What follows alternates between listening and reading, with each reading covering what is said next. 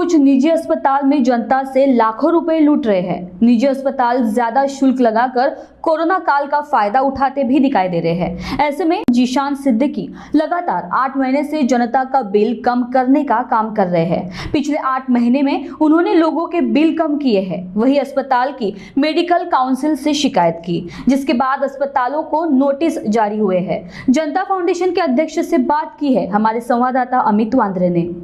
नागपुर में लगातार जो निजी अस्पताल है वो ज़्यादा का बिल लेकर लोगों को लूट रहे हैं। जिस तरह से लोगों को लूटा जा रहा है, ये लूट कहीं ना कहीं कम हो, इसके लिए वो काम कर रहे हैं।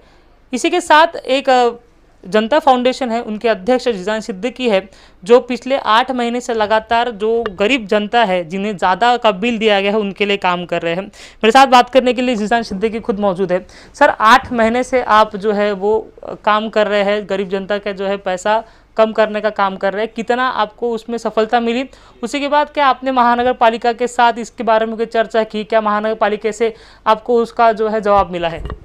सबसे पहले जय महाराष्ट्र। 8 महीने से ये हमारी कंटिन्यूसली मुहिम शुरू है। ऐसा देखने में आ रहा है कि प्राइवेट हॉस्पिटल्स कंटिन्यूसली लोगों को लूट रहे हैं बिल्स के नाम पर, कोविड के नाम पर।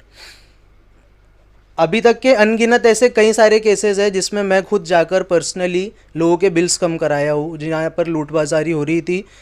मेरे जाने से, मालिक की दया से, आप जैसे लोगों के सपोर्ट से किसी का 50,000, किसी का 1 लाख, किसी का 2 लाख, 2.25 लाख, इतना अमाउंट हमने बिल खुद जा कर के कम करवाया है। इसके ताल्लुक से हमने इसके पहले भी लिखा पढ़ी करी कंटिन्यूसली। 24 अगस्त का मेरा पहला वो था जब कामठी रोड स्थित स्थिति हॉस्पिटल की लूटबाजारी मैंने सामने लेकर के आया था।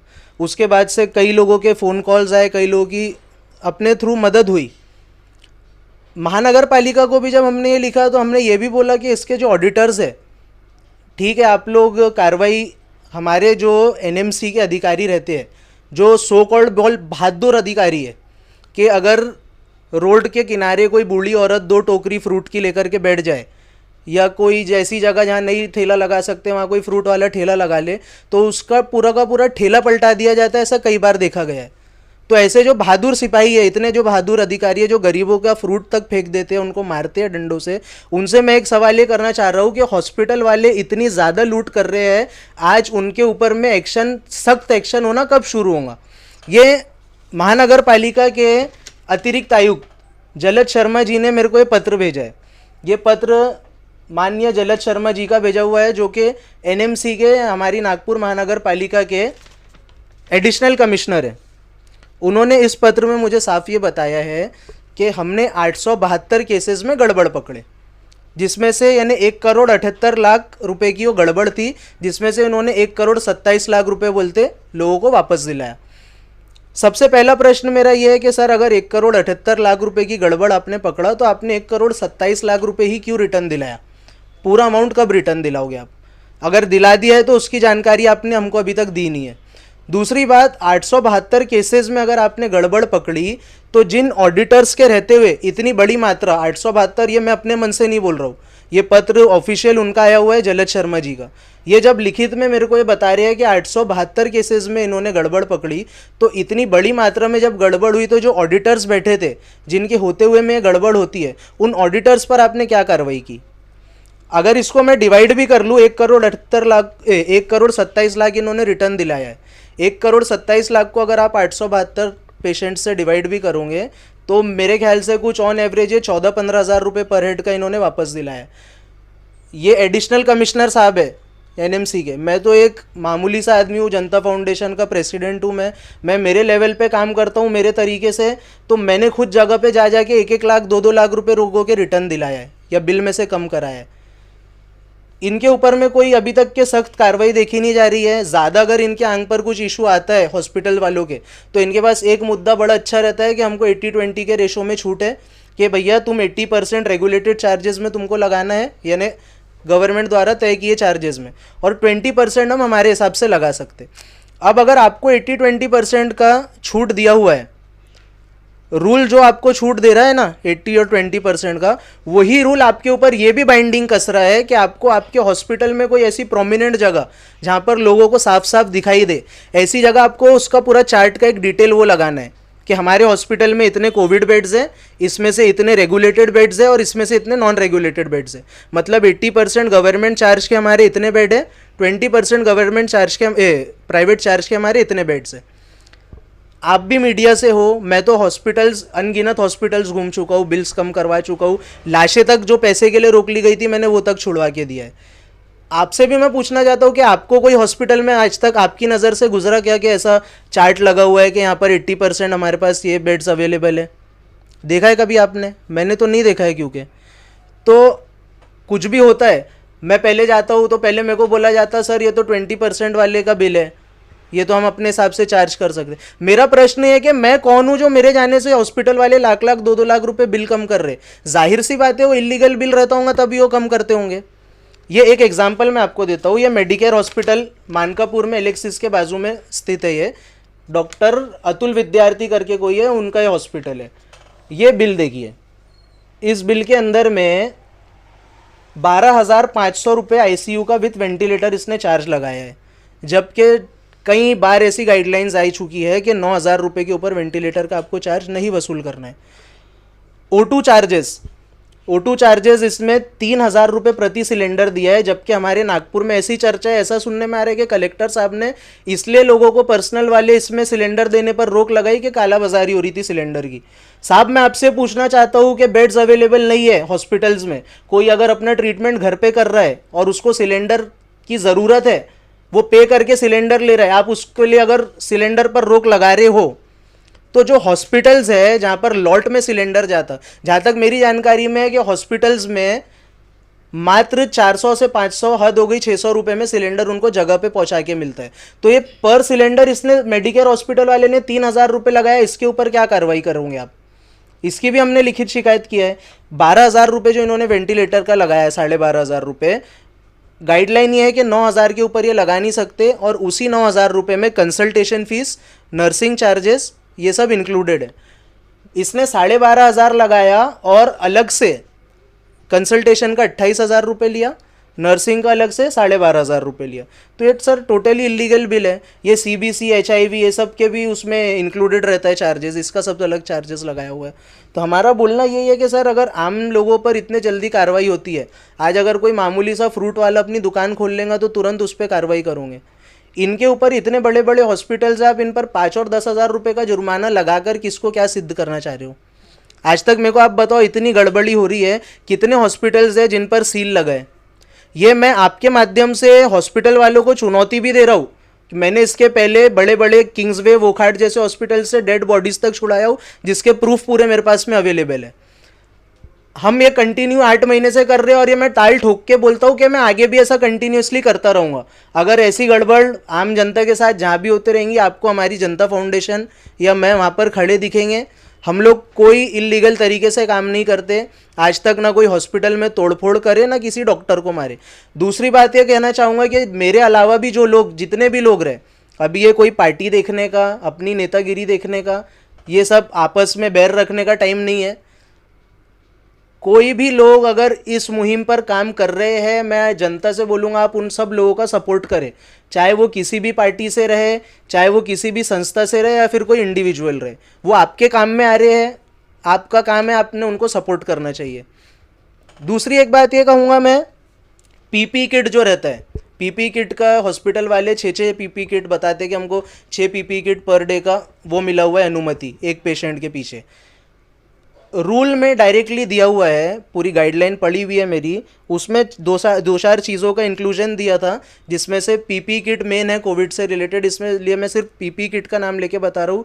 इट स्टेट्स दैट के इफ़ सर्विसेज और items like PPE kit are used for more than 1 patient then its cost will be divided amongst all those patients. इसका साफ मतलब यह है कि अगर PPE किट जैसी कोई भी चीज़ एक से ज़्यादा पेशेंट के लिए यूज़ हो रही है, तो वो किट का पैसा जितने पेशेंट्स के लिए सेम किट यूज़ हुई उतने पेशेंट्स में डिवाइड होगा।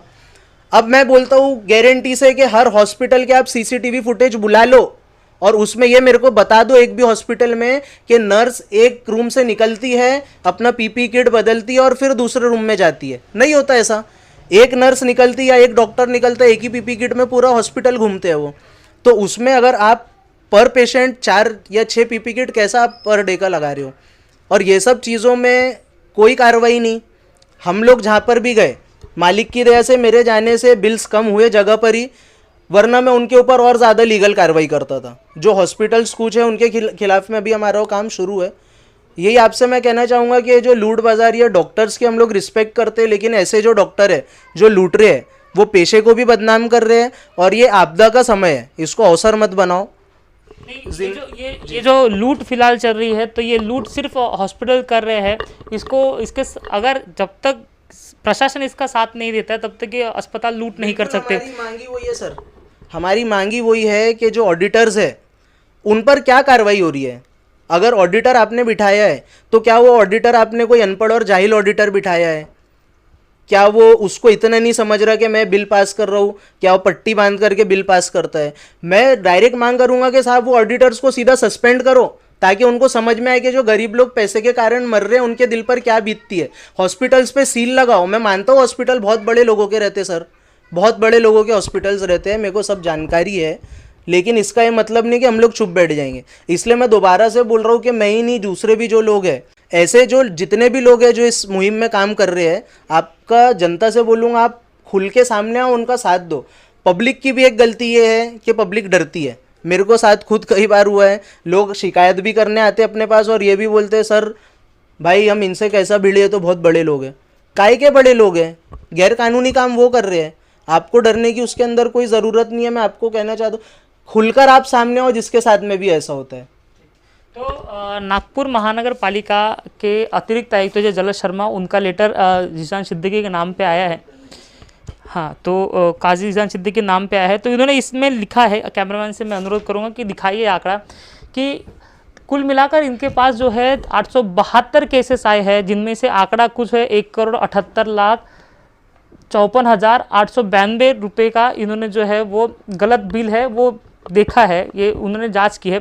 उसके बाद कुल मिलाकर ये जो आंकड़ा दिखाई दे रहा है 1,27,90,316 रुपये जो है ये इन्होंने कम किया है। ये महानगर पालिका के जलज शर्मा जो अतिरिक्त आयुक्त थे उन्होंने बताया है। अगर इतने बड़े पैमाने पर अगर लोग 872 केसेस लोगों के पास जा रहे हैं, तो नागपुर महानगर पालिका के ऑडिटर कर क्या रहे हैं, ये सवाल है। जिस तरह से जीशान सिद्दीकी ने कहा कि अगर इसको डिवाइड कर दिया जाए और कुल मिलाकर जो आंकड़ा जो वापस किया जाए तो भी 15,000 रुपये के आसपास जो है वो कम होता है। लेकिन हमें सबको पता है कि नागपुर में किस तरह से प्राइवेट हॉस्पिटल जो है वो लाखों का बिल जो है लोगों से ले रहे हैं, और जब कम करने की बात आती है तो कुल मिलाकर 10 या 15,000 रुपये जो अतिरिक्त आयुक्तों के खुद के लेटर में कह रहे हैं, तो 15 से 20,000 रुपये सिर्फ वापस कर रहे हैं। तो ऐसे में वाकई में क्या नागपुर महानगर पालिका जनता के लिए काम कर रही है, क्या जनता के साथ काम कर रही है, ये बड़ा सवाल फिलहाल है। तो वही जो ये मुहिम चल रही है प्राइवेट हॉस्पिटल के खिलाफ जो ज़्यादा लूट कर रहे हैं, इसमें जो कोई भी साथ दे रहा है, जो कोई भी ये आवाज़ उठा रहा है, उसके साथ मिलकर खड़े रहने की फिलहाल ज़रूरत जो है वो आम जनता की है। एक चीज़ जी, ये मुद्दे हॉस्पिटल जो बिल ले रहे हैं, लूट रहे हैं, कई हॉस्पिटल्स में ये भी दिमाग देखा गया है आजकल, कुछ हॉस्पिटल्स वाले इतना दिमागदार अपने को समझ रहे हैं, अपने आप को और जनता को इतना बेवकूफ़ समझ रहे हैं कि जब से उन पर बेड चार्जेस की रोक लगाई गई और ये मुद्दा जब से उठा है, कुछ हॉस्पिटल्स वाले तो खैर ये जो बिंदासी आप मेडिकेयर वाले की देखे हो, अभी बेड के नाम पे तो अभी भी लूट रहे हैं, लेकिन कुछ हॉस्पिटल्स ऐसे हैं जो बेड चार्जेस तो रूल के हिसाब से लगा रहे हैं लेकिन मेडिसिन में लूट ले रहे हैं। मैंने कई ऐसे बिल्स देखा हूँ जहाँ पर प्राइवेट हॉस्पिटल में जहाँ ट्रीटमेंट चल रहा है वहाँ का बिल मेडिसिन का 2 लाख रुपए हो रहा है, और वही सेम मेडिसिन अगर बाहर के फार्मेसी में अपन टैली करने जाओ तो 70 से 80,000 75,000 रुपये में मेडिसिन आ जाती है। तो ये लूट बाजारी पर कब रोक लगेंगी? मैंने इसके पहले भी ये मांग कर रहा हूँ, अभी भी ये मांग कर रहा हूँ, NMC से मांग कर रहा हूँ, मैं हमारे मुख्यमंत्री साहब से भी मांग कर रहा हूँ कि सर उद्धव ठाकरे जी से कहना चाहूँगा कि साहब नागपुर के हालात अभी बहुत ख़राब है, यहाँ की जो महानगर पालिका है वो यहाँ पर कंट्रोल, हॉस्पिटल के बिल्स पर कंट्रोल करने में इनके कोई दिलचस्पी हमको फ़िलहाल अभी तक दिखाई नहीं दे रही है अच्छे तरीके से। बिल्स जो दवाओं के होते हैं, मैं सरकार से मांग करूँगा ये कि उस पर एक रेगुलेशन लगाया जाए कि मेडिसिन कोविड की जो रहती है मैक्स टू मैक्स इतने रुपए का बिल मेडिसिन का बने, उसके ऊपर ना बने। उसमें जो कंसेशन मिलता है वो हॉस्पिटल वाले नहीं लगाते मेडिसिन में। ऐसा कैसा पॉसिबल है कि प्राइवेट हॉस्पिटल वाला अपने ही पेशेंट को 2 लाख रुपए की मेडिसिन लगा रहा है और बाहर की फार्मेसी वाला सेम वही पेशेंट की सेम वही दवाएं 70-80 हज़ार रुपये में लगा रहे हैं। तो ये भी बड़ा प्रश्न है, मेडिसिन के ऊपर भी रोक लगाई जाए, इनकी जो लूट है। इतना बोल के अपनी बात ख़त्म करूंगा और आपको ये दिलासा दे रहा हूँ मैं, हकीकत बात है, अभी तक हमने काम किया, आगे भी कंटिन्यू करते रहेंगे आपके माध्यम से। आपने भी 2-4 बार इसके पहले हमारी ऐसी सब चीज़ें कवर की, मैं उसके लिए आपका बहुत शुक्रिया अदा करता हूँ कि आपका चैनल देखने से भी कई लोग जागरूक होते हैं। जय हिंद, जय भारत। तो यही